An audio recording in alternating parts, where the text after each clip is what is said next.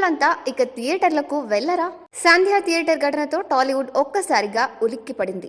దేశవ్యాప్తంగా ఈ ఉదంతం ఎంతటి సంచలనమైందో తెలిసిందే. ఈ ఘటన తర్వాత అల్లు అర్జున్ జైలుకెళ్లడం, రాత్రంతా జైల్లో ఉండటం, ఉదయం విడుదలవ్వడం, అటుపై యావత్ టాలీవుడ్ బన్నీ ఇంటికి క్యూ కట్టిన సన్నివేశం ఎంతటి వివాదాస్పదమవుతుందో కనిపిస్తూనే ఉంది. తెలంగాణ ప్రభుత్వం ఘటనపై స్పందించిన తీరు, తాజాగా మళ్లీ బన్నీ పోలీసు విచారణ ఎదుర్కోవడం, ప్రతిదీ ఎంతో సంచలనమైంది.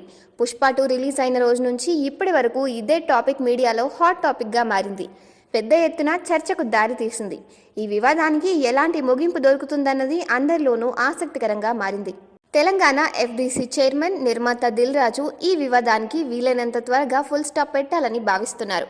ఇందులో భాగంగా ఆయన సీఎం రేవంత్ రెడ్డిని కలవడం జరిగింది. చట్టపరంగా జరగాల్సిన ప్రాసెస్ అంతా జరుగుతుంది. ఈ ఘటనకు సంబంధించి 18 మందిపై పోలీస్ కేసు ఫైల్ అయింది. పోలీసులు విచారణ కొనసాగిస్తున్నారు. మరి ఈ ఘటన తర్వాత టాలీవుడ్ హీరోల్లో మార్పు వచ్చే అవకాశం ఉందా? అభిమానుల సమక్షంలో థియేటర్కి వెళ్లి సినిమా చూడటం అనేది జరగడానికి అవకాశాలు తక్కువగా ఉన్నాయా అంటే అవుననే టాక్ వినిపిస్తుంది.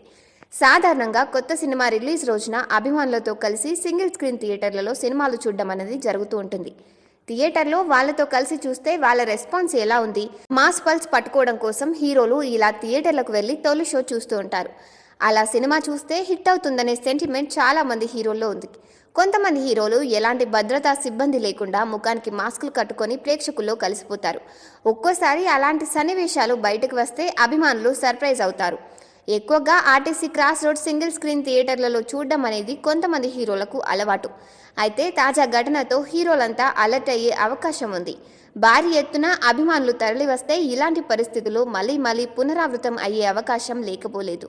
ఇకపై అభిమానులతో కలిసి సినిమా చూడాలనుకునే హీరో ఈ విషయాలన్నింటినీ ఆలోచించుకోవాల్సిన పరిస్థితి ఏర్పడింది.